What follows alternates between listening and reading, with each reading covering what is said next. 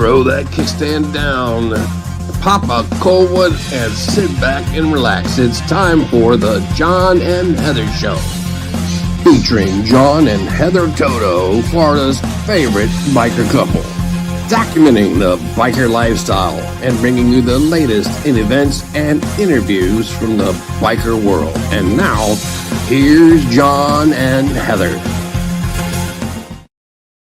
Hey, it's the John and Heather Show coming to you, and hey, I see you hiding right back there.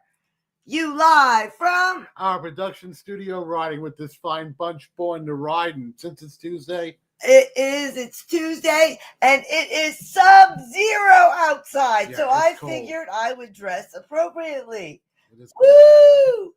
It is cold out there. That is no joke. It's supposed to get down into the 20s or something crazy like that. Is it going to snow? Yeah, I think really? the Canadians left the screen door open. I can tell you that much. Wow. This is some frigid weather. Yes, it is. And I'm going to tell you right now that I was watching the news and they had like homeless camps, like where I feel so bad for the They're trying homeless. to give these people like a warm place to stay because of how cold it is. Yes, if you have extra blankets or anything, extra blankets, extra sheets, extra hoodies, extra sweaters, extra outfits like that, please donate. Take them there.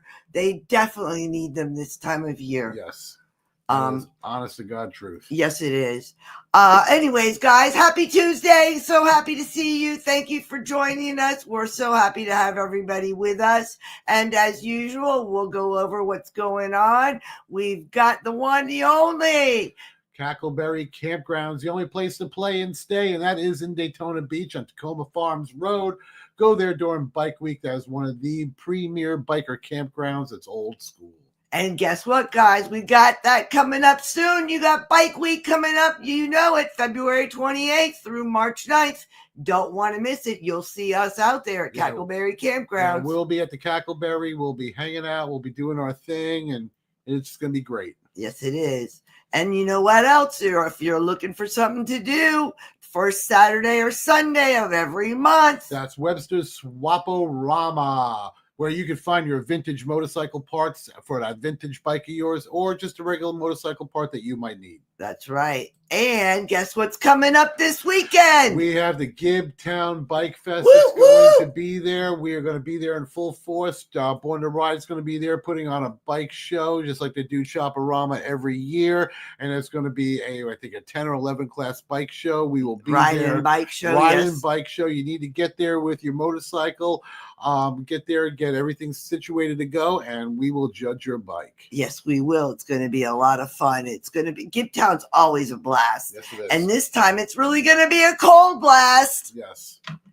We got so much going on. And then we've got Thunder by the Bay coming up in February 14th through the 16th, Sarasota Fairgrounds. That is true. We'll see Lucy. Yes, we will. All right, guys. Tonight we've got a special guest with us. We've got Tom Kiefer. That's right, with us tonight. Yes, we do. We have him. He's got custom church choppers. Really neat. And we are going to have a great show this evening. Yes. We're also going to talk about Gibtown coming up because there's so much to do. We've got, like we said, Daytona Bike Fest. And we've got Blake O'Reilly. Our MotoGP correspondent. Just kidding, Blake O'Byrne. I always want to call him O'Reilly because O'Reilly stores. That's true. You know? Yeah, I can understand that. But Blake O'Byrne, we've got him coming up with our MotoGP update. And we're going to talk about a good subject this evening. And we've got a great video for that. But we've got something else. We've got CMA, Christian Motorcycle Association, and they've got a word of the day they'd like to let us hear. Greetings, it's Teaching Bats from CMA Crystal River, and we're here with your word of the day. Hit it, Bats. It comes out of Hebrews 12 and 14. It says, work at living in peace with everyone. Work at living a holy life, for those who are not holy will not see the Lord. You know, this Christmas season, It is hard sometimes to live in peace with our agendas, our events, the food, all of the different things that seem to come in chaotically. And you know, another problem with living in peace has to do with our relationships with one another. So I'm going to encourage each of us to try to live at peace, to build relationships, to help restore relationships with one another. And I'm reminded that we can make allowances and room for one another's faults and live in forgiveness. Can you forgive one another this Christmas season? Bess, would you pray for us? Lord Jesus, in the midst of all of the shopping that's maybe extra, the increased travel to connect to families, maybe there's issues with more finances needed in order to make ends meet. We just pray for everyone to have peace in this season while they face the shopping, the travel, and the extra expenses. In Jesus' name, amen. We speak peace over you today.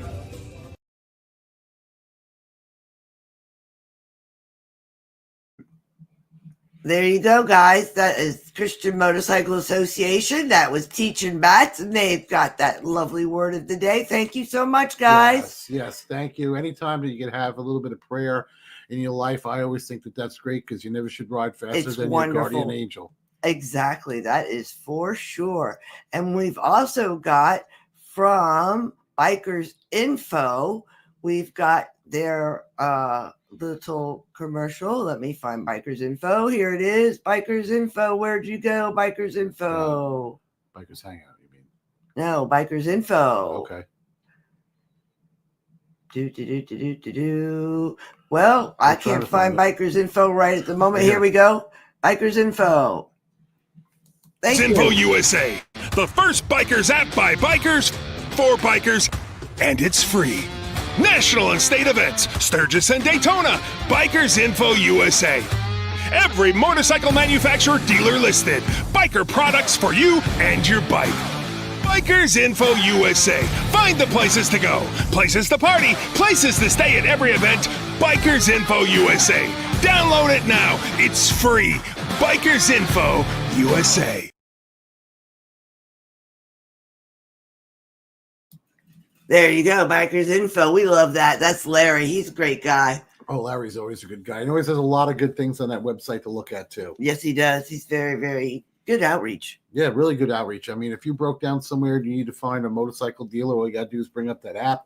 It'll pull you to a dealer. Or if you need parts for your bike or whatever, everything's right there. Exactly. All righty, guys. So that's that on that agenda. What else is going on besides freezing? We had a busy week.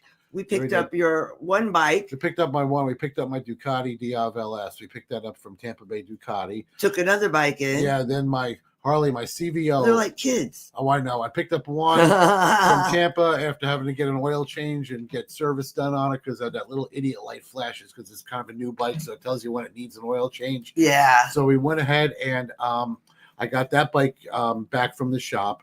And then after I got that bike back from the shop, I brought my CVO directly to Bill at Iron Horse Customs. And what he's awesome. I love Bill. Iron Horse Customs is an amazing place. Yes, it's an amazing place. And what he did was the pipes on my bike needed to go in for a little bit of service work. The pipes themselves were Cerakoted by a really good Cerakote, candy coated Customs.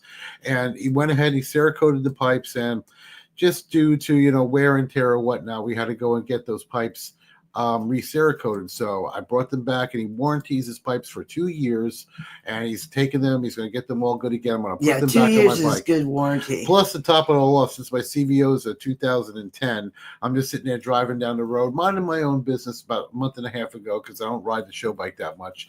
Handlebars up, doing my thing. Woo, all of a sudden, I heard clink. I look at the side. And on the side of my CVO, right where the gauge is on it, the air pressure gauge, the whole thing pops right off the side of my bike. And next thing you know, the air popped right off the side of my bike, and then the air hose, the pressure air hose, hit the side of the jug, melted, and then there goes my suspension on my bike. Only us. Only us. Me. So I mean, I know that the tire. Only us. I know the tire is not going to hit the fender because there's like a 1/4 inch of play in there, but damn thing turned into a hardtail on me. My Softail turned into a hardtail. You're so. Yeah, so my Softail turned into a hardtail. Kidney busted that thing into a parking lot. Called Bill going, help. He told me just ride the bike back slow and bring it into the shop. So I rode the bike back slow, and this was right around Christmas time. He goes, oh, by the way, I'm going on vacation for I love Christmas. that one. Going on vacation for Christmas. So Yeah, it's always kind of hard to get us in, but he always manages because to he's get so us busy. in. He's such a great mechanic. He is, The but guy's he just always so busy. manages to get us in. Yep. So he got the pipes off the bike. He got the suspension fixed, and now he's going to fabricate a bracket for it. And after he gets that done, I get the pipes back from Tampa. We'll go ahead and put them on the bike, and I'll be able to ride my show bike. I will have it for Daytona.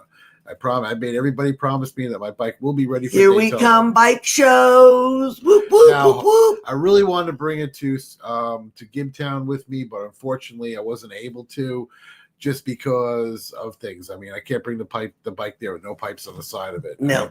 It would sound cool. Yeah, it would. It would. All righty, guys. Well, we got everything else going on, and we've got Blake ready. I think he's in the green room. Hey, Blake, are you We're ready? going to talk about the mental side Yeah. of motorcycle racing, Yes. which is a really good thing to talk about because you know what? We, you and I, Yeah. behind closed doors, Mhm. we've been talking about it. Yeah. Since you went down. Yeah, because anytime you have a wreck on Wait, hold that thought. Okay, I'm holding. Hold that thought because like I said, it is there's a there's a lot going on in your head. Yeah. And so Blake really had a good subject to talk about today. So I really thought that was great. And I got one video, it's a short video. It's kind of hard to find something on this subject. It's more what you feel and what Blake feels. So I guess that's where we'll come from on this subject today. Okay. All right. All right, Blake, you about ready? All right. You like that? Hey, Blake. I like it. Hello. How you doing, buddy? Good. How are you?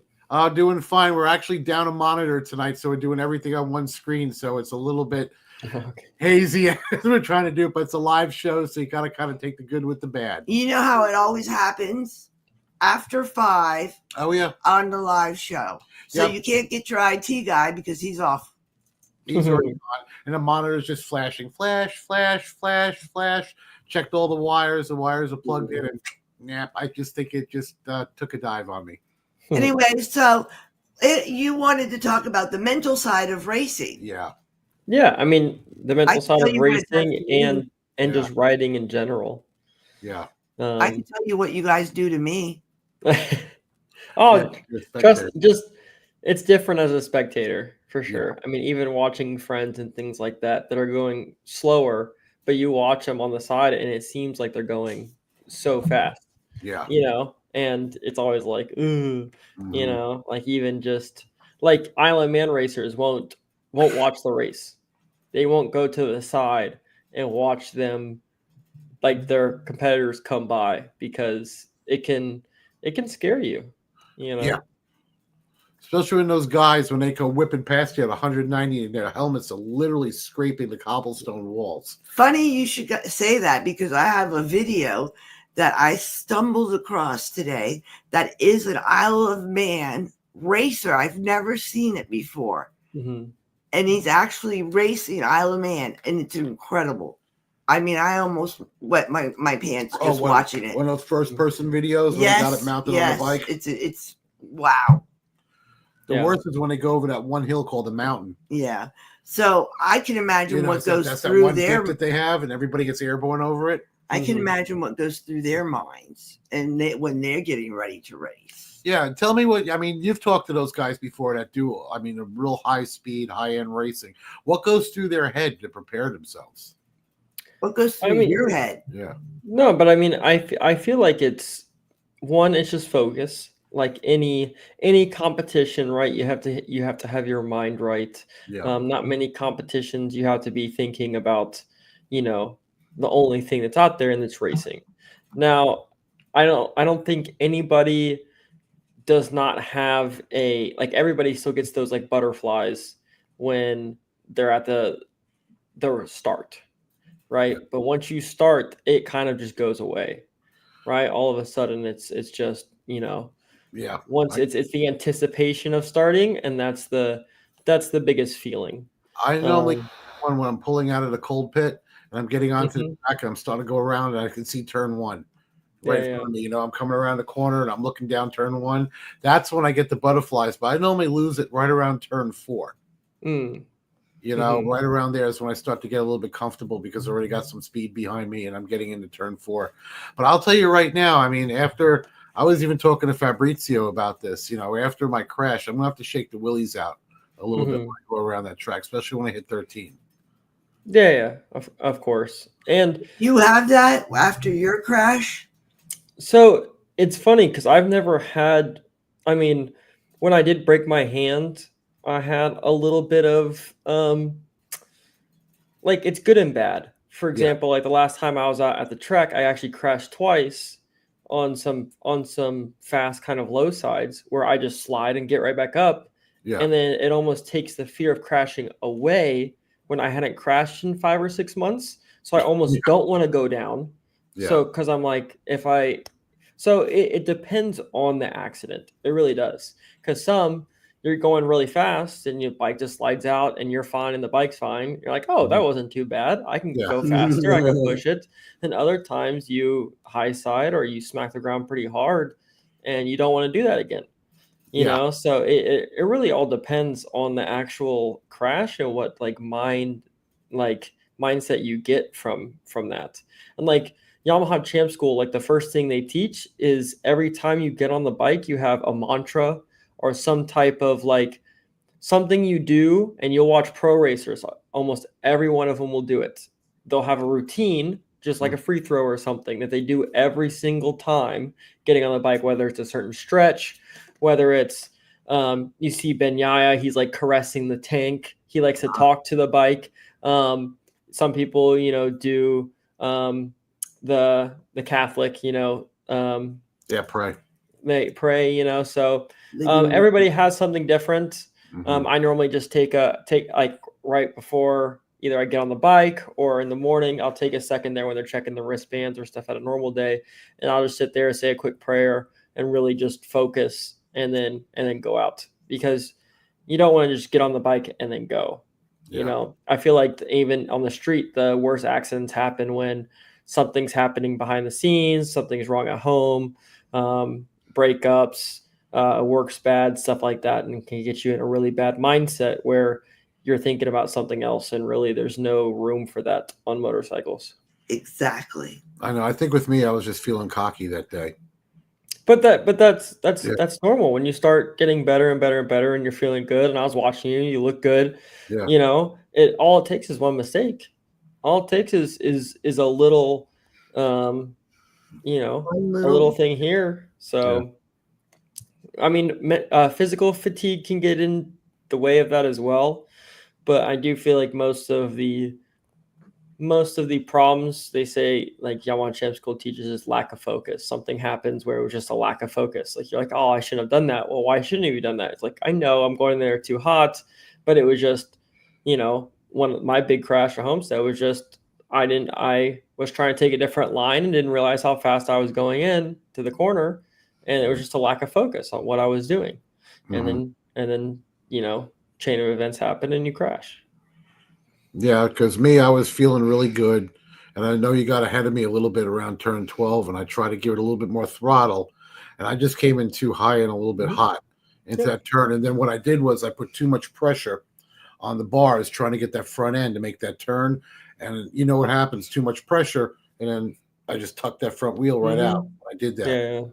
And it like happened in slow motion too. It was the weirdest thing. I mean, I didn't even really feel pain until I stopped moving and then tried to get up. And that's when I noticed my head was spinning because I hit my head pretty hard. Yeah. Did you ever have any kind of reservation about going back out on the track? No. I mean, it was never, it was more about when can I feel comfortable physically? Like my fingers, I even rode at Jennings with a broken, like a week or 2 weekends after it happened. I couldn't even get my helmet on because it was my pinky, right? So it's like not a huge deal, and I really didn't feel it much. It was more the glove. Yeah. Yep. It was more the glove getting on, and I just kept it on. That was the hard part, pulling it off and putting it on, because it was popping, my pinky in and out. But that was the hardest part. And then, but I could tell like 3 or 4 months afterwards, when I started really progressing again, that I did have kind of a block that I kind of was just like, oh, I'm not scared to crash anymore. And then I gained a couple seconds, Yeah. But definitely never had like the reservation of riding again. And I even say this at my job, I will never talk somebody into riding a motorcycle. Yeah, you don't do Because riding a motorcycle, the people that I know that have ridden a motorcycle for a long time all did it despite people telling them not to, despite their family going no, despite everyone saying that's dangerous. That's all I've seen from people that go because their friends do it or it's a social thing. One of them crashes, something happens, they crash, and they instantly just go nope. And I think that's why it's I think the number's like 80% of motorcycle riders only ride for 2 years. Really? But yeah, because they Wow. get it, they try it out because their friends are doing it, or they see like the social parts. aspect I mean, of it. you go to like, especially in the sport bikes and stuff like that, you go to bike night in every 3 years, and it's 90% different people, Yeah. That right? is Because it's a revolving door, but then the people that really stay are normally the people that will ride for a long time. See, like with the We're Harley, old school. with the Harley community, it's a little bit different. I see my brothers all the time, same guys, same, and I know a guy 75 speared through the back of a hatchback like a torpedo and got right back on his bike and rode again. He's watching right now. Yeah, Al. Hey, Al, we Yeah, love Al you, Al. Lights. Yeah, ex-Vietnam vet, 2 tours. Nothing puts this man down. And he's like me. He's in his 70s. I've been riding since I've been 8 years old, and I've never stopped. I had a 7-year layover when I had a wife that would not let me ride, my second wife. And then I met Heather. Once I met Heather, I got right back on my motorcycle because she understands me. I pushed him out there. Come on, let's go. Let's go. But she rides herself too, but I also have a wife that rides. I mean, she has to do 3 wheels. She can't do 2 anymore, but she still rides, and she got over disabilities to be able to ride. That's why she has to do 3 wheels, because I don't know if anyone knows that she had a stroke, and because of that, she has 2 strokes, doesn't have the hand-eye coordination anymore. And she still went on the closed course with a Harley, even though you dropped it a couple times. She's still trying to get back on 2 wheels. No, she did. My choice. Her choice. I mean, she's the type of woman, and I'm the same type of man, that I have to do it and fail for me not to do it. And when it comes to racing, like I was watching a video, I couldn't find it. It's Marquez. He had a horrible crash, and they had to do all kinds of surgery down his arm. It showed a picture of him crashing, them taking him out in an ambulance. He couldn't even walk off the track. And then it showed him in traction going from one bed to another in a Hoyer lift. And then he's looking in the mirror, and he's peeling the tape off of his incision down his arm. And then he's back in the gym, working it back out, getting physical therapy. And next time you see him, he's racing. So, that's a horrible crash. And I mean, these guys, heck, I've seen those guys just hold on to the bike so they can hop back on them. Well, I have a video if you want to see it. It's a short video, and we can watch it if you want. It tells a little bit about the mental state. Is it that one? Yeah. Okay. Is that one going to play? Let's hope so. You got to rewind it. Let's go. I don't think that one's going to play, baby. Yeah, it's hard when we're working with one monitor. I'm sorry, man. Yeah, I don't know what's going on today. Everything is. What's that other one? Yeah, let's go. There we go. For me, a lot of it was learning the mental side of it. And even I won 2 national enduros in 2008, and one of them was in Nevada, and it didn't feel like a special day by any means. Just everything was clicking, and I was won that day. But the biggest thing too that I took away from that was from 2002 to 2005, the speed increase was just boom, super fast, to go from a fast C rider to a local AA rider. That I feel like a lot of people could accomplish that with a lot of seat time and just focusing on fitness. That that was really rewarding. You see the gains coming. You know, every time you ride, you feel faster, you get more confidence. But then as you increase in speed, like you said, those gains get tiny. And you may, you know, for me, I would feel like I'm pounding my head against the wall, putting in the time, bike setup, practicing during the week, and then you don't have those huge gains that you experience early as a motorcycle racer. So I think for me, that was probably the trickiest part, because you're going and racing against the best guys in the country in the enduro discipline. And, you know, that I just remember that being kind of eye-opening of, okay, as I keep progressing, those increments of speed are even harder and harder to come by, but even more important.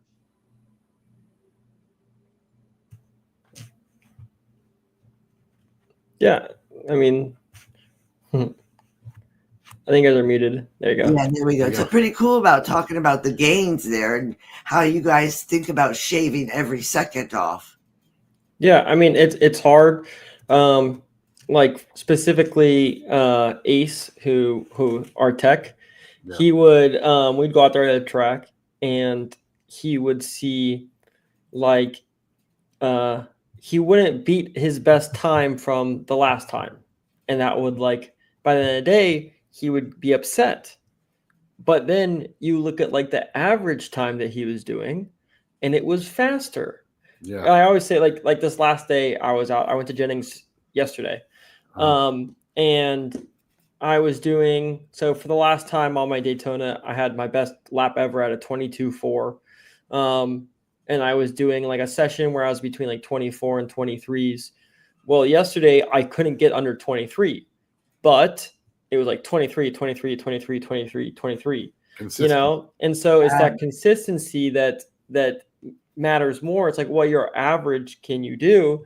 Even like my slowest laps were like 25s, when that's like something that I used to, you know, like Blake, white knuckle to Trust get. me, I know. I've chased your butt down. You are fast. Yeah, but I mean, it's a lot of people have like their fastest lap that they're always kind of, it's like a rabbit that they're chasing, but they normally do a second and a half, 2 seconds slower generally. And that's like your actual speed. Yeah. Because a lot of times you can follow somebody and go a second faster or a second and a half faster because you're able to gauge yourself off of somebody else. But what can you do when you're not following anybody, when you're by yourself, when you're gauging the distance and you're gauging the speed and you're the one going, oh, this is a little too fast, you know, because it's easier watching somebody do it and then go, oh, they're not that low, I can do that, you know. But when you're by yourself, it's very different. And that's that mental part. Like you're seeing somebody else do it and you're going, oh, that's all it is. Like that's, you know, so that's like do it. There's a lot to it. Plus, you're a lot younger and you bend a lot better than me. Yeah, you are. You're a lot younger, damn it. You bend a lot better than me. I can't always get that knee down just because my body just don't bend like that anymore. Yeah, you look like gumbo. Well, I mean, even for me though, just physically, my big thing is physically, not mentally, because I don't have that much endurance. So like the second session, third session, I feel amazing. Everything is when I normally do my fastest times, and everything feels so easy. It feels so slow, but that's because I can do correct body position, because I can move off the bike. But then as the day goes forward, I feel like I'm going faster, but I'm actually going slower. Like this last time, it was sprinkling, and it was like the second session because it rained throughout the day yesterday, and I did a 23 while it was sprinkling in my face, and I didn't feel like I was going fast. I look at my lap timer, and I'm like, "Is this wrong? Like, is something wrong?" Because it didn't feel fast. But that's because I'm able to do correct stuff. But as the day went on, now 24, 20, like I'm getting 2 seconds slower, but it's feeling way harder because now my body is physically exhausted, so it makes everything feel harder, and that's like I gotta start working out and get my endurance up, you know. I know, I've been doing it too. Well, Blake, thank you for telling us your story. It's very enlightening. Very enlightening to how much mental preparation really like goes me- into what you all do. It's like me breathing slow in every turn. I always breathe, make sure I always Yeah. monitor my breathing Yeah. as I'm going through the turns. I always and I know in the what turn. goes into it because I'm his wife she helps and me get I ready. help him. But if for people that don't know, Yeah, they might think you all just hop on the motorcycle and go. it ain't that It easy. ain't that easy. It is not No. that easy. Well, Blake, thank you so much for being on the show as our MotoGP correspondent. I'm looking forward to seeing you February 10th Yep. because I'm going to be there. I may not be able to make the March 10th because I'm going to be in Daytona for that. But February 10th, I'm definitely going to be there, and I will get the next track day in April. I think it's April. Yeah. Yep. And thank you for the boots. We got the boots. Oh, we got Thank the you. boots. Oh yeah, good. Thank you. Thank They you. don't bend too much this way. I got to work them in a little They're bit. good. They will. You'll break them in. Yep. Well, thanks. Wear a them lot around the house. That's not a bad idea. I'm serious. Wear them around the house. While you vacuum. That's not a bad idea. Mm. Yeah, I will. That's a great idea. I didn't Mhm. even think of that. Even if it's just the outer, because that's what the leather that's bending. The Uh-huh. inside boot is gonna always be flexible. Blake So always has the best ideas. Yeah, just like the gloves he got me. I Yeah. won't break my wrist with those gloves He's on. so smart. All right. Thank you so much, Blake. We really appreciate it, man. Have a Yep, good night, no Blake. problem. Have a good night. Have a Happy good week. New Year. Happy New Year, man. Yep. All right, that's Blake O'Byrne, and he's got our resident MotoGP expert. Guy's fast. He is. All right, That is let's fast. switch gears now, and we're going to go to our special guest, Tom Yes. Kiefer, Yes, we are. with Hey, Custom Church Choppers. yes. Hey, I see you down there, Tom. Give us a thumbs up if you're ready, brother. All right, let's bring him on the stage. How you doing, Tom? I'm doing very well. Hi Yeah, very there. well. I'm sitting here on my computer. I got my phone going. I'm sorry, but I'm 53. I don't have earbuds. I have earbuds that are connected old with I a am. cord. With a I'm cord. I'm They're connect- 53 myself. I definitely understand it. I can't hear damn worth out of this ear, and my Yeah. eyesight's going. I got to wear glasses, so I definitely got you, brother. All right. So let's correct one thing before we even go any further. It's Franklin Church Choppers. Oh, I'm so sorry. That's quite all Franklin right. That's quite all Chopper. right. I live on Franklin Church Road. Started this business in 1999. Wow. 1999. Yeah, I So hear it's you. been almost 30 years. Wow. And it was just a thing. I was an auto mechanic with my dad Uh-huh. doing service and repair. I went to a swap meet because I've always been around motorcycles. My dad started Abe to Pennsylvania and some things of that. Okay. And I said, hey, I want to go to a swap meet. On the way home, my buddy said, hey, will you build me a motorcycle? I said, absolutely. I'll build yours first so I can learn how to do it. This Yeah. was in the heydays when, of course, Jesse James and all the good stuff with all the chopper craze was just starting. But I had already had a little bit of experience doing it. And as when we were riding down my road, which is Franklin Church Road, I said, you know Okay. what? I'm going to call it Franklin Church Choppers. And That's a cool name. it's kind of cool. I wish years later I would have went like Tom Kiefer's Customs or something, because they call my shop, all the salesmen, hey, can I speak to Mr. Church? Can I speak to Frank? I was Just like, answer yes. Just answer There's- yes. That's me. yep, there's no Frank, there's no Mr. Church. So we're here. Or you just So- say Frank is at church. Yeah, But I see yeah, you but- wearing a hamster Yeah, you're shirt wearing too. a hamster shirt. yeah, I've been in for about 15 years now. Wow. We know. Yeah. quite Yeah, a because few we know people. Dave and Jody really well. Well, and I know Dave and Jody pretty well as well. Yeah, So- they actually painted my CVO. Well, that's good. That's good stuff. Dave is a phenomenal painter, and you'd be hard pressed to find a better painter. Yeah. You won't. Yeah. Well, I'm just saying you'd be hard pressed. That's Dave true. he's a true friend of mine. Dave and Jody, I know the family. I know them well. I'm actually I'm here in Pennsylvania, so there's 5 people on the board, and only 3 of them left on the board are original members. Okay. And Ed You Kerr. OG. Yeah. OG, Ed Kerr is one of the original members here from Carlisle, Pennsylvania. Him and Arlen were very, very good friends. Oh, yeah. So Ed and I, well, Ed's 80, I'm going to say 2, it might be 3, but I'm pretty sure it's 2.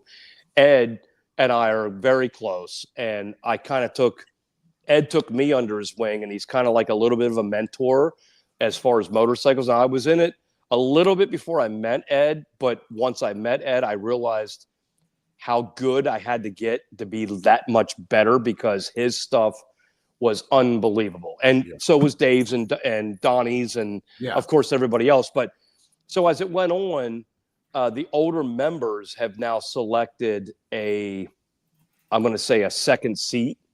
I don't know how to say that properly about second seat, because when the older members are ready to retire or just not going to be here, there's got to be somebody else to take their seat. So I'm Ed's second seat. So I sit on the board with Dave and Donnie Smith and Ed Kerr. So it's an honor more than you can imagine. So I wear the shirt more proudly than you can imagine. So that was going to be one of my questions. Yeah. That was going to be one of my questions to you. What's that? It was, why do you want to be a hamster? But you just answered it 20 times over. Yeah, because it's I go to sleep wanting to be a hamster. I wake up wanting to be a hamster. What we do for the public, as far as like the children, we've done it for Meals on Wheels. Ed Kerr, my first seat, the guy that I'm behind. Yeah, he has decided at 82 years old that we needed to raise some money for Meals on Wheels in Sturgis, because we do everything for Children's Care Hospital in Rapid City, South Dakota. And Ed said, you know what? Every once in a while, maybe these adults, older adults, need some meals on wheels. And I've been friends with Ed for a while, and I can see where that comes from. Not that he needs it, but he's thinking as friends that maybe have needs that he doesn't have the need. But either way, he decided to do this, and we actually put it forth for the board. He put it forth for the board, and we started to raise. We did an auction for the children. We did an auction for the Meals on Wheels, and it went crazy. Wow. So we've been able to do that, and then we transferred that not only in Sturgis on Monday during the day. I do a golf tournament. I'm a golfer. I'm a golfer. I love motorcycles, but I'm a golfer as well. But I do a golf tournament. Originally it was the Arlen Ness golf tournament. Well, after Arlen passed, I called Corey Ness and I said, Corey, can I do the same golf tournament the same day and call it the Arlen Ness Memorial Golf Tournament? And he said, Tom, I'd be honored. Yeah. I said, I just wanted to ask yours and Zach and Bev and just ask their permission, because if I'm going to do it in their name, I have to have the family's permission. Yeah. So we started doing 4 years ago the Arlen Ness Memorial Golf Tournament on Monday morning.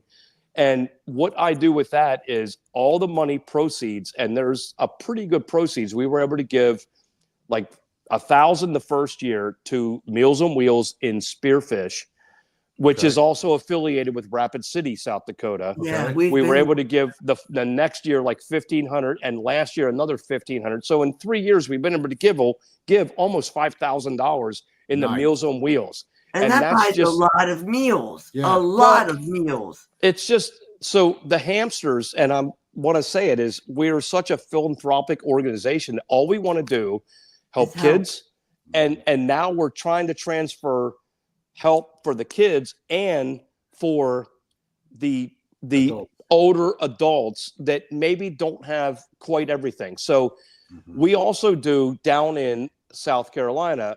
I'm sure you've heard of the Horse Backstreet Choppers magazine that is no longer with us. Well, they had the Horse Backstreet Choppers smokeout for years down in Salisbury. That's where I actually got my real start in motorcycles.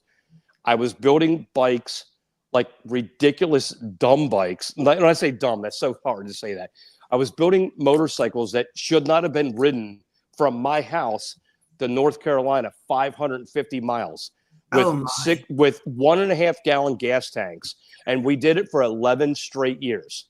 Oh, wow. And out of those 11 years, I won the show like 9 times. Wow. Like the top 10. There's no first place, there's no 10th place. It's just top 10. We would build bikes, and I was building them, and I won the top 10.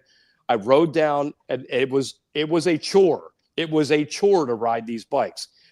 But since then, the horse magazine has it fell by the wayside, and Cycle Source magazine actually with Chris and Heather. with Chris and Heather, very good friends of mine. Yep. Talked to Hammer and E-Man and whatever, and actually they took the smoke out after it being gone for like 8 years. They took it back to Salisbury, the original place. Oh. When they took it back to the original place, now we're on the fourth. This year will be the third or fourth year. It's amazing. So we're in that area. We're now taking Tankful, and we're taking other things in the name of Ed Kerr, which is my mentor, a founding member of the Hamsters. In his name, they are actually raising money and supplying money to the Salisbury, North Carolina, and Rapids. I'm sorry. I've just lost the name. A Spearfish. Meals on Wheels. So they're actually, it's now going further.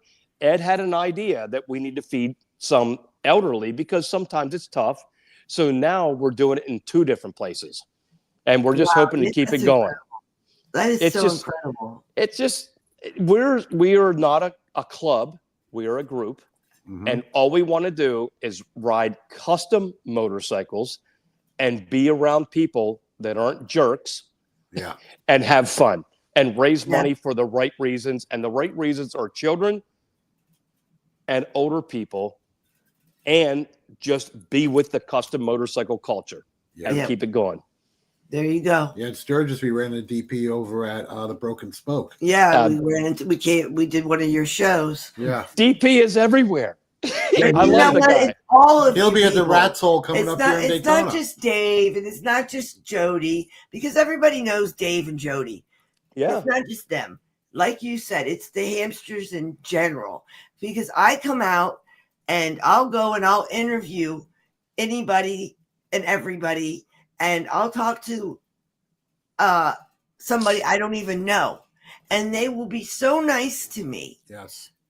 One of your fellow Hamsters, they will be outreach to me, warm-hearted, just full of information, and give me a great interview. Well, I just tell you that we're I don't know how to say it the proper way, and I guess the most proper way is we're not a club, we are a group. We are not a gang, we're not a 1%. We are motorcycle enthusiasts that love motorcycles and love being with people and love to do everything we can do for the communities we're around. Like here in Pennsylvania, I'm in Pennsylvania. That's why I got the damn hat on. It's 12 degrees outside. We got 8 degrees or 8 inches of snow like the last 2 days. It's wind blowing right now. It's like literally it's freezing cold. Didn't you just get home? Didn't your wife get sworn into Senate or something today? Yes. So congratulations. So a tiny little bit of background is I started my career when I was about 5 or 6 in my dad's garage. He had an automotive garage, but he always had motorcycles.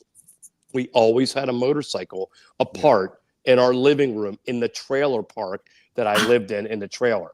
I grew up with this. So there's no pretentiousness. There's no nothing. There's nobody better than anybody, because everybody that I'm with, if you're not one of our people, you're not one of our people.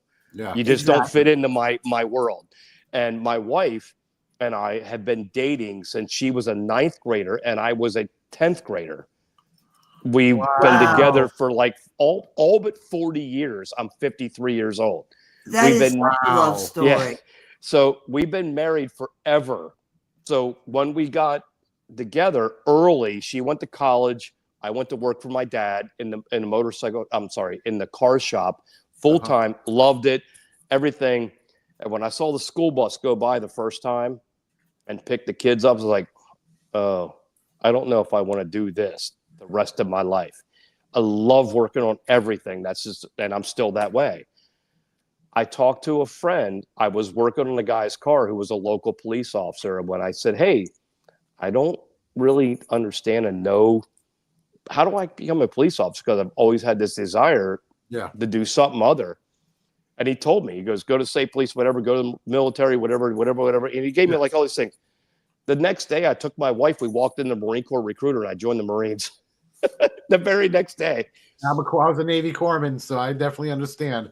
That was in 1990, no, 89, late 89. I graduated in 89.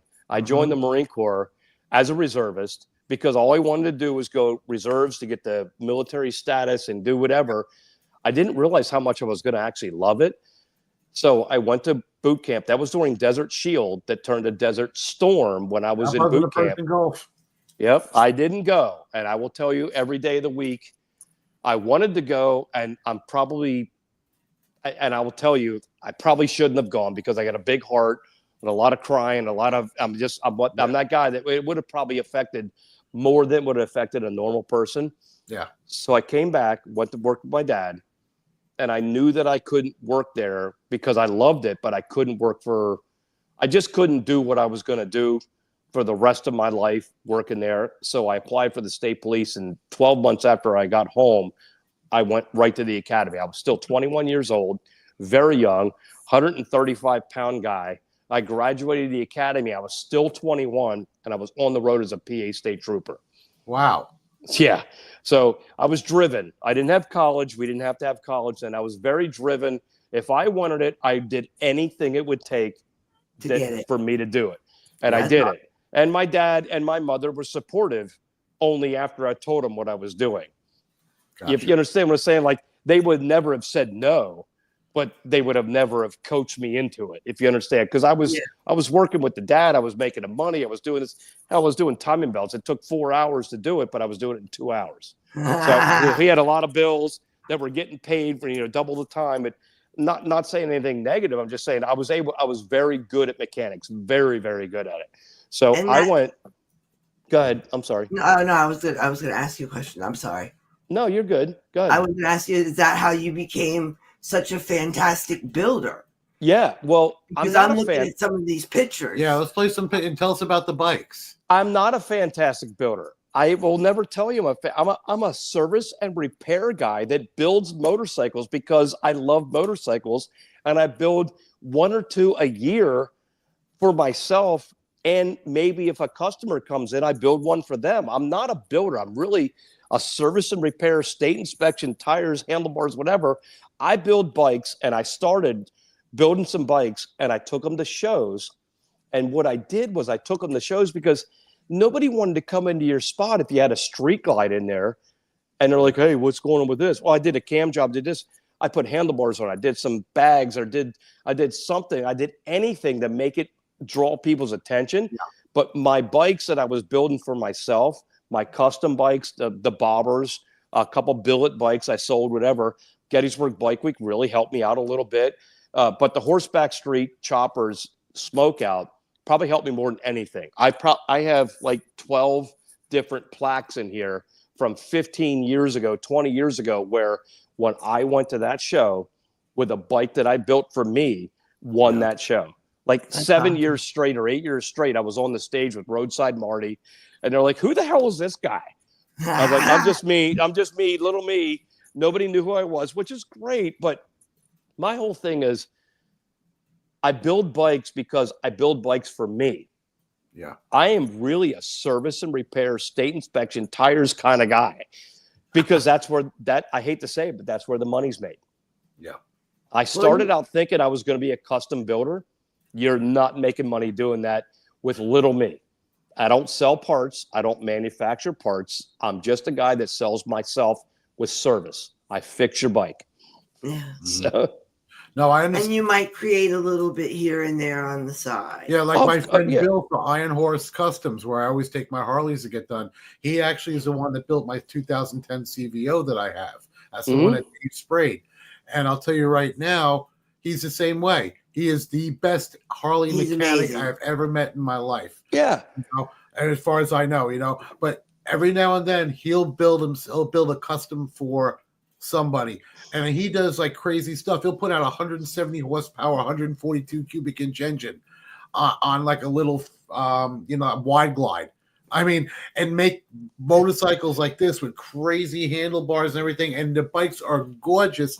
He has one sitting in his showroom that is, it's like 12 feet long. It's a Monster, 320 rear wheel on a chain drive, dry clutch that's 4 inches out, you know, and the intakes go wrapping around the side. I'm like, and it's just sitting there collecting dust. I'm like, he's like, let's look at your pictures. Let me say this. So my deal with me is because I came from service and working on cars and making them work, making the brakes work, rebuilding calipers, doing exhaust.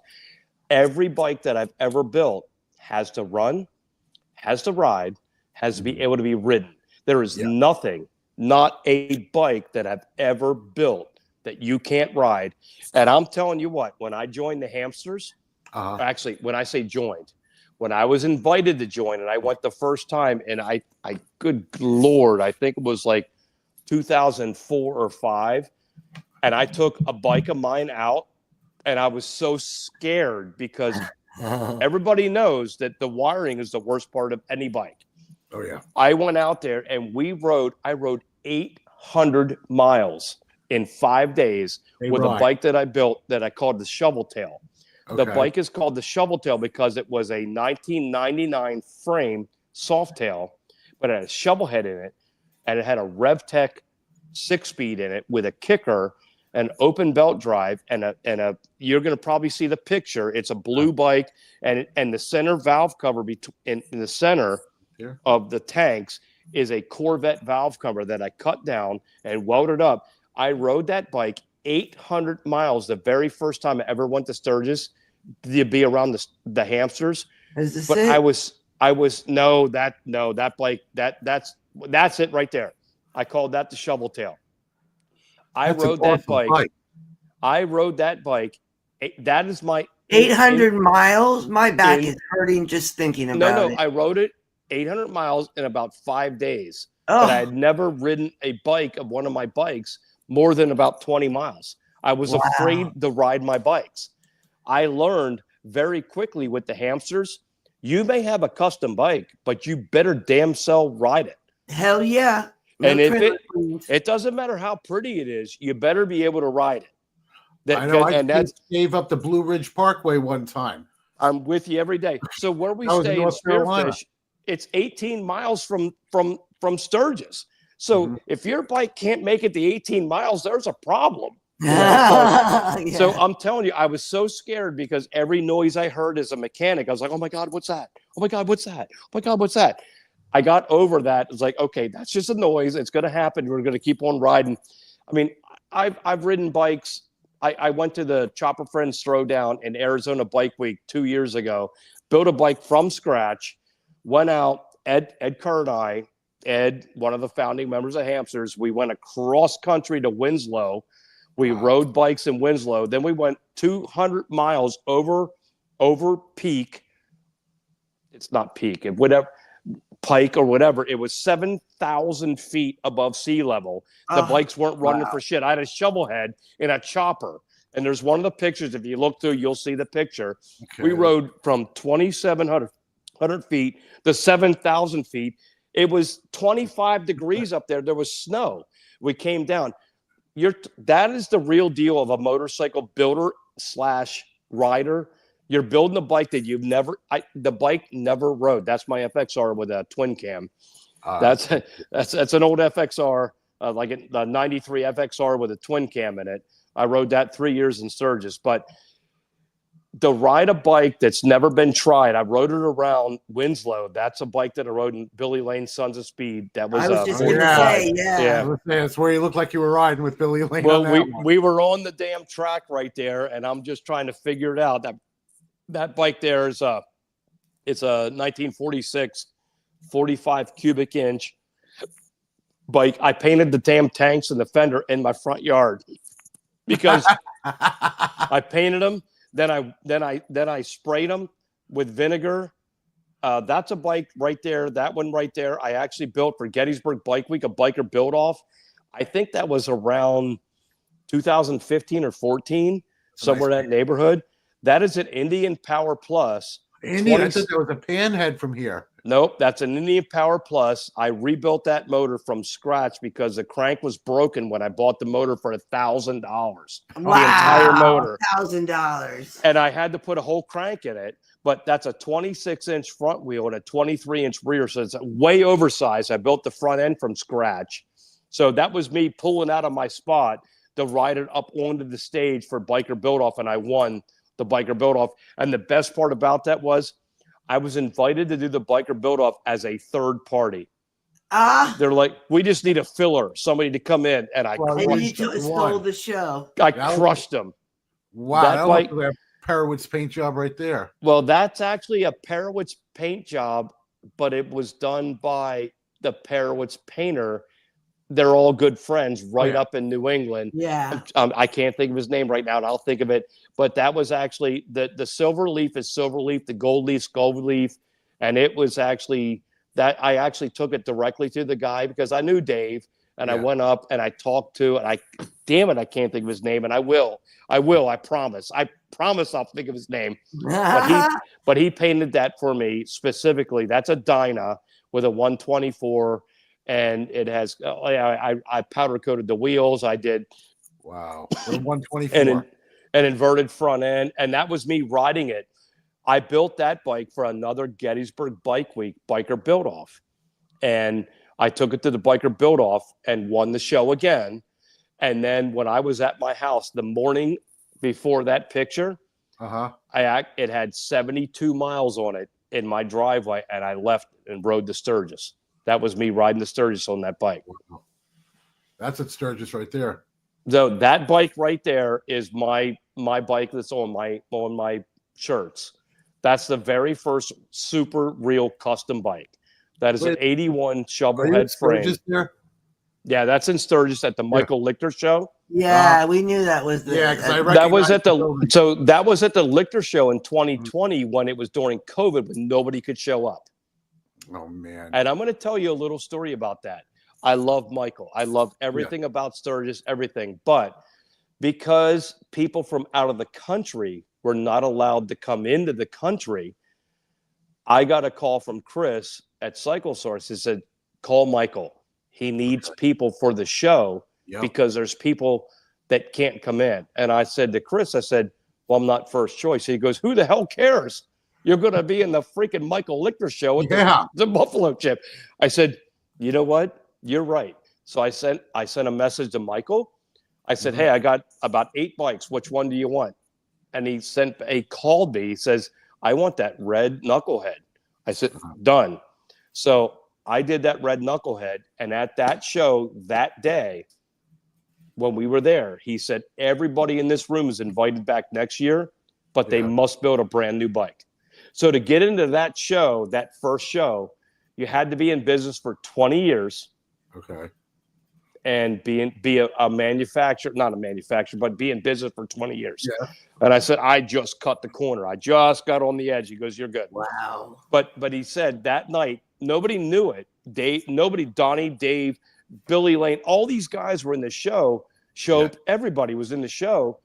He said, everybody that's in this room must bring a bike back next year, but it has to be brand new. Okay. So the blue bike that you showed first, the knucklehead, was the bike I built after it. No, not that one. The next one down. The one that one. That one is the one that I built the follow-up to the red one. I was like, it's got to be better than my red one. That bike is a 44 knucklehead, 6-speed, carbon fiber wheels, inverted front end. I mean, everything about it is not right for a knucklehead.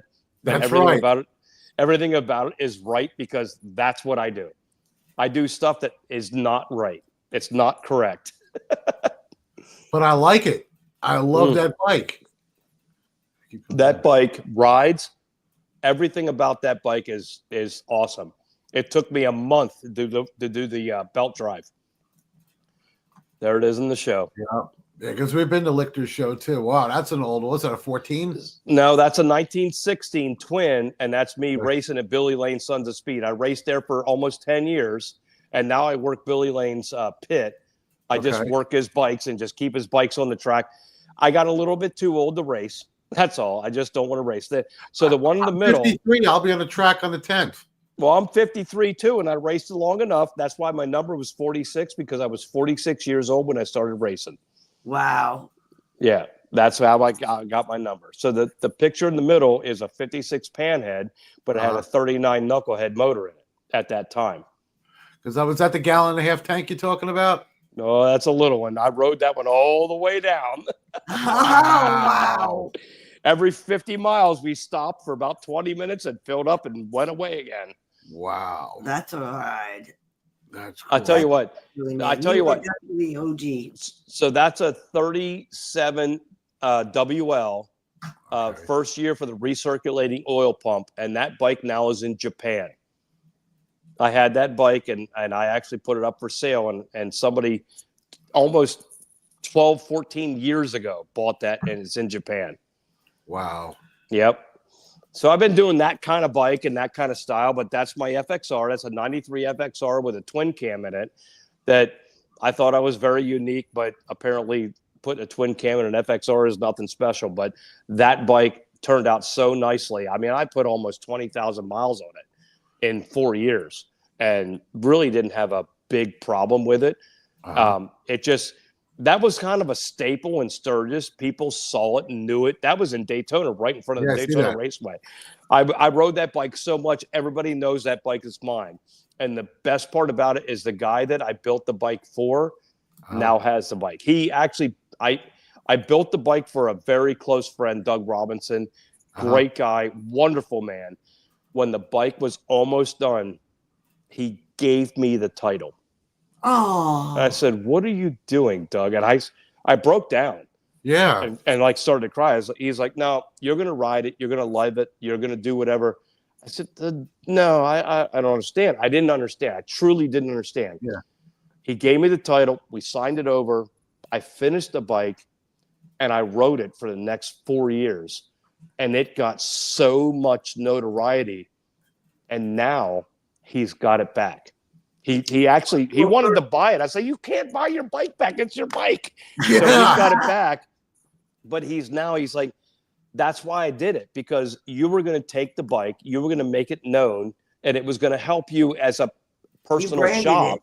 Yeah. So it's branded with me, and everybody knows that. Everybody knows that bike. Exactly. You can't take that bike anywhere without people in the industry or at shows knowing. I mean, it won Best of Show at Daytona, Best of Show in Sturgis. It won so many awards over the course of the 3 years. I generally don't put a bike in a show more than one time. Yeah. If one year, one time, but because of being, I hate to say it, on the board, I wasn't able to take it to like the FXR show. Yeah. I had a friend of mine the 1 year, I said, "Ride that bike down." And he rode it down to the show, and it won. Oh, actually, I'm sorry. It got second place. That bike got second place, and I don't begrudge anybody, to a 1986 FXRP factory, untouched. Wow. Okay. I'll take second place to that bike any day of the week, if you know what I'm saying. Any day of the week, I'll take second place to that bike. As much as my bike was the best bike of the show, that is the best bike of the show. And that, the 1986 FXRP, not touched. Everything was original. That was the way to do it. That reminds me, the last bike show that we were at, we had a Corey Souza bike show up, and you know his bikes, right? Mm-hmm. So He's a hamster. Oh yeah. So Corey Souza. So a Corey Souza bike shows up with the 6,000 watt stereo system in it and all the etching on everything. One of those real big wheel bagger, and then right next to it was a 34. 34 what? 34 Harley. I'm not sure exactly where it was. Pumpkin. I don't know exact which. That would be pretty old. Yeah, it's got to be a VL or an RL or something like that. Off the top. When it gets that old, I am not an expert at the bike. So Neither am I. Neither am I. As much as I love old bikes, I'm still. I learn every bike when I'm ready to do it. Yes. And then I forget because there's too many. There's too much to learn. That's why I just didn't know. All I know is that the bike was done original stock, but it was pumpkin orange and black. It was beautiful. The colors of the bike. And then the guy showed up with this one, and Ron Galletti, my boss, walked up to him and said, "I know you got the best to show with your bike. It's a Corey Souza, but that's a 34." How do you not? Do you know how many times? Do you know how many times I've been in that show and the judges have walked over to me. It's like, I don't know what to say, but your bike is the best, but that bike, I have to give it to him. I'm like, dude, do it. Yeah. Do it. I'm not going to be mad.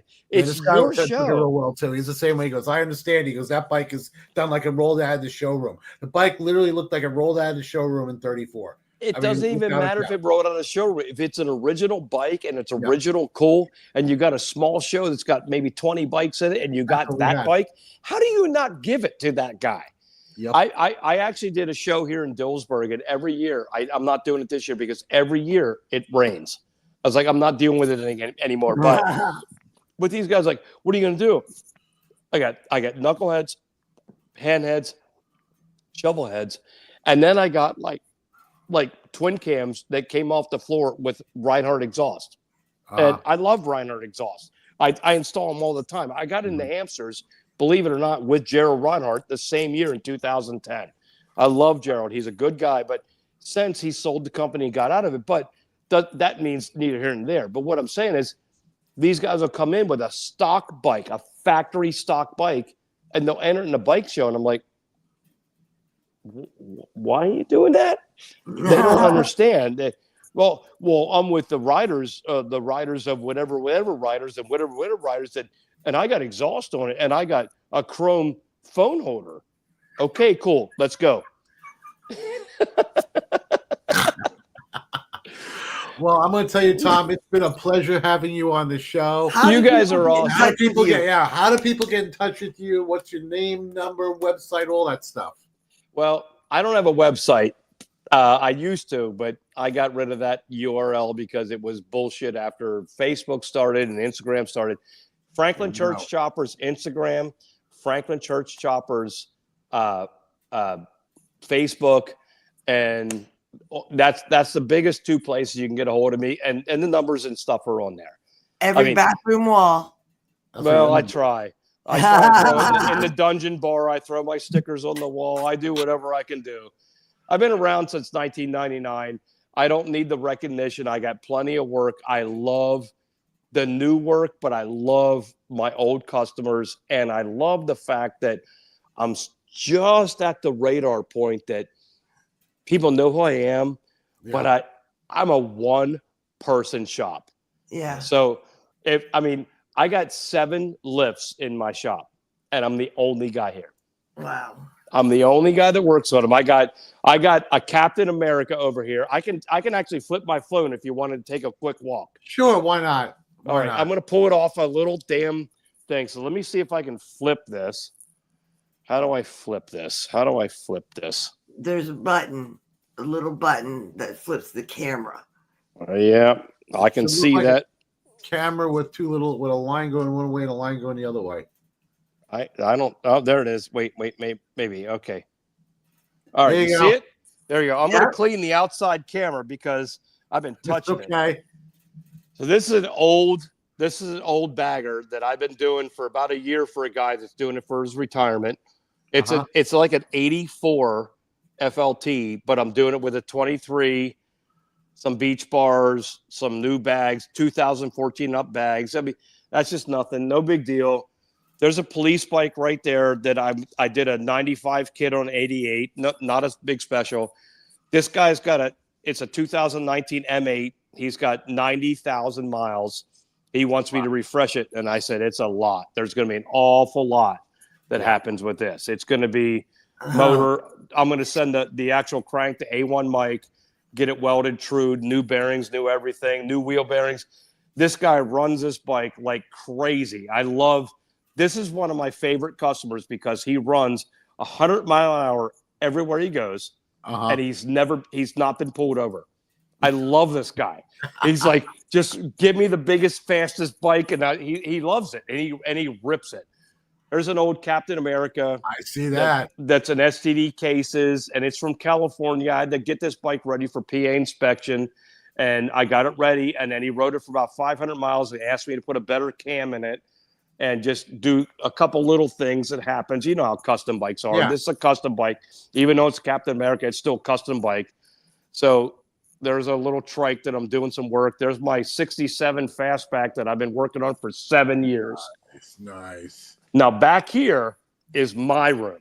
This is my room. See the Yeah. the floor. Now it's a little dirty, but so this is a friend of mine's 38 knuckle. He's asking me to sell it for him. It has the wrong gas tanks on it, but they're original.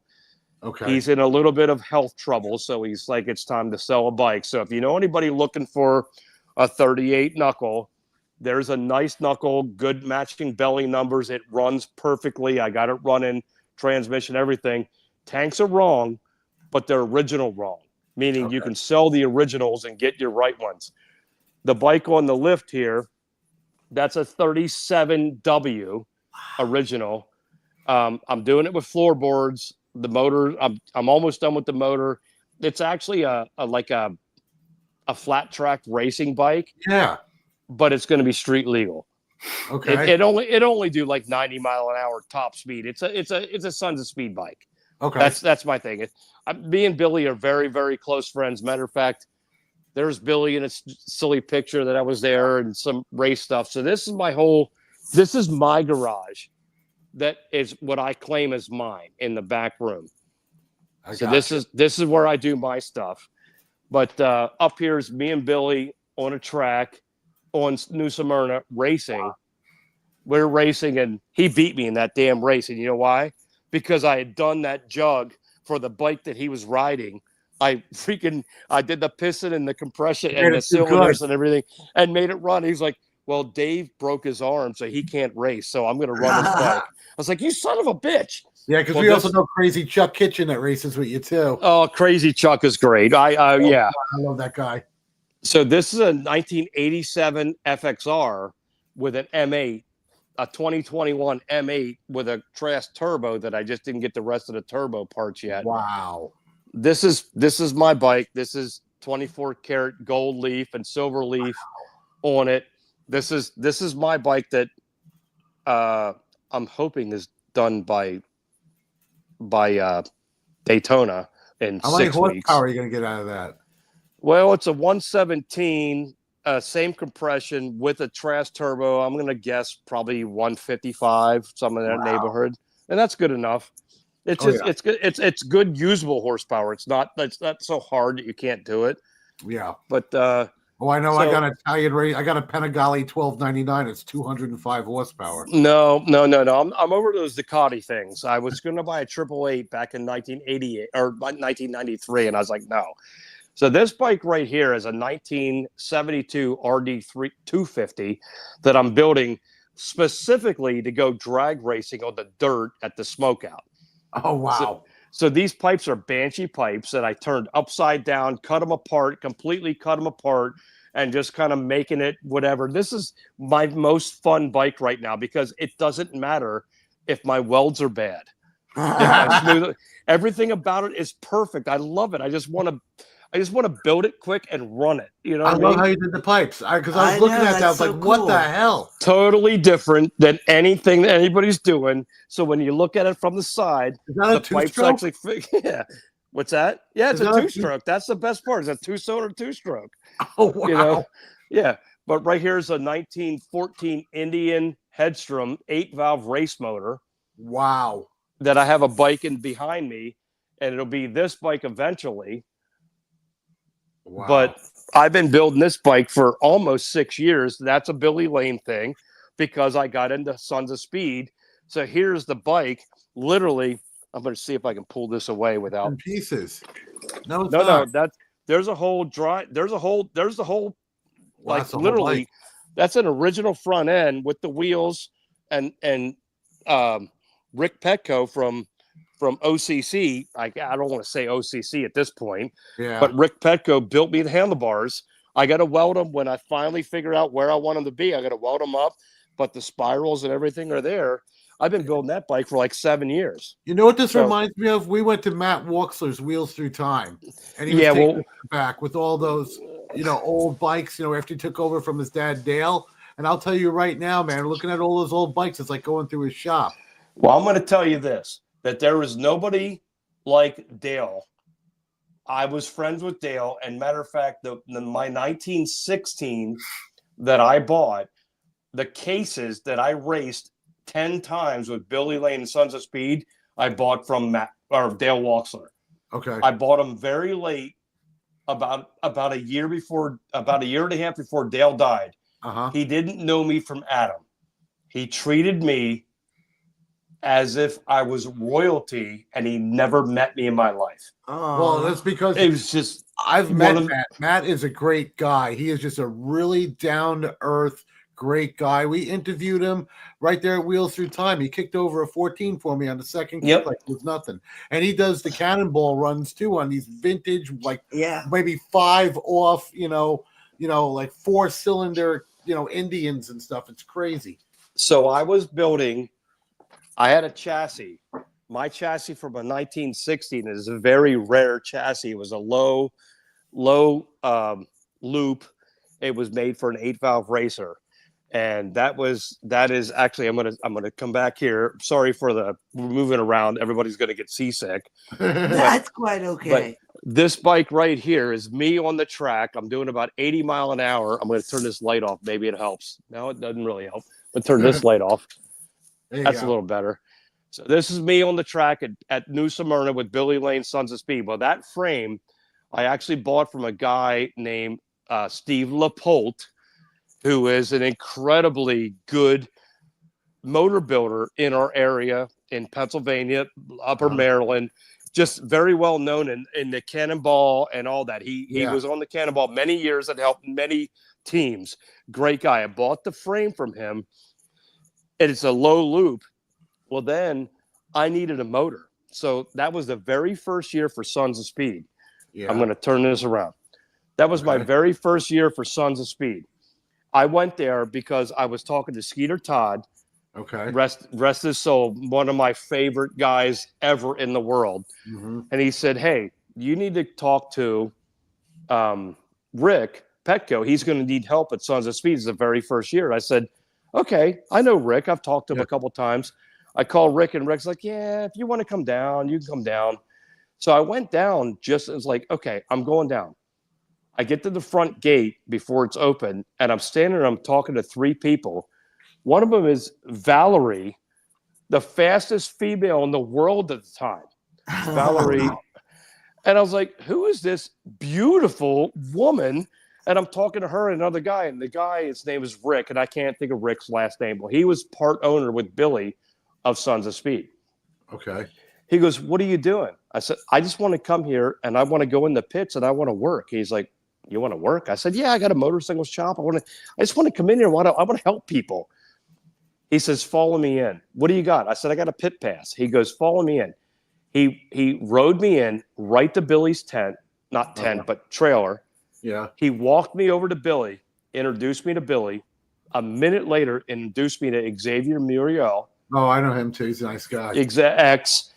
And he walked me back over to Billy, and Billy goes, hey, you ever work with an Amel carburetor? I said, of course.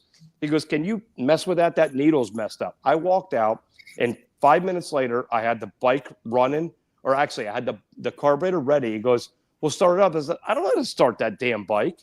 It was a pull start rear wheel. I said, you got to, and so he walked out. He goes, you got to grab the rear wheel. He put a glove on and ripped it and started up. He goes, whatever you did to the carburetor is working. I said, okay, put me to work. He goes, X, come here. X walked over. He goes, Tom's going to be your pit guy today. That's how I met all of them. That was in like 2000. What is this? 24. That was probably in 15 or 14 or 13. Wow. So I worked all day long on X's bike.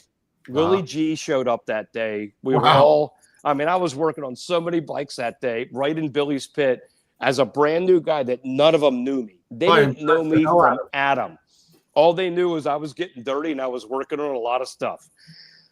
So at the end of the day, I was ready to go home, and I looked at X and I said, hey, what are you guys doing? He goes, we're going back to the shop. Are you going to come back to work? I said, what do you mean? He goes, back to Billy's shop. Are you going to come to work? I said, can I come back? He was like, hell yeah. No, can I come back? Please. I walked in, and Steve Broyles was on top of a lift working on a bike. And at the time, we were actually using little teeny tiny batteries powering timers for JDs. horrible. They would last like one race. You had to change the battery. Another race, change the battery. Steve goes, I walked in and Steve Broyles looks at me and goes, Kiefer, get the hell up here. I met him at the smokeout. Had no idea how small the motorcycle world was. It is, especially when it comes to all the vintage racing like what he does.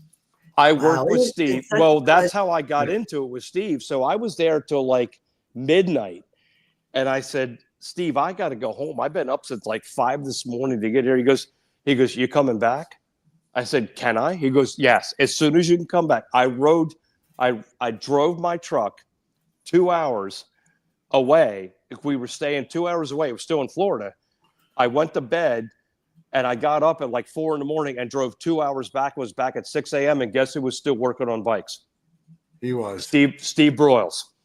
I walked in. He had a big cup of coffee. He goes, Kiefer, get the hell up here. I'm getting a little punchy. I got up there and we were working on Josh Owens' bike from Moonshiners at the time because that was a big deal back then. We were working the bike and we found the problem with one of the wires. And that's where we got, we were working on those, Josh's bike. We ended up working on Paul Cox, came in with an Indian that wasn't done. We finished with all the other bikes. Everybody left, and it was me and Steve Broyles. And we threw Paul Cox's bike up on the lift, and we went for like 2 hours and got Paul's bike running. Unfortunately, it made about 4 laps, and it tightened up on a crank pin. Then but you know Stephen Coe also. Oh yeah, I know Coe very well. We know everybody you know. It's been such a pleasure talking with Tom, you. it's been such a pleasure. I'd love to talk with you some more, but we've gone like 21 minutes over. I know we have. I was like, God, I'm talking too much. Great. It's been great. Everything's been off script. I love seeing your shop. This is completely off script. I love the bikes. I love that we know everybody you know. I mean, we got to get together, man. Hey, whenever you're ready, call me back. We'll do another show. You are a definite character. Yes. I love your personality. I do too. Tom, we do what we can do. Tom, it has been wonderful. This is Franklin Church Choppers. Everybody check him out. This man is great. Look at his stuff. Look at his work. I mean, it's incredible. There you go. Sons of Speed. My Captain and Coke. That's my dog. All right, Tom. Thank you so much, brother. It's been a pleasure. Thank you. Have a great night. Bye-bye. Bye-bye. Good night. Well, guys, we got a long show, but we had a great show. That was really interesting. Thank you for tuning in. He has been a pleasure. Check out the John Heather Show on YouTube, Facebook, Instagram. We love you all. Happy New Year. Yes.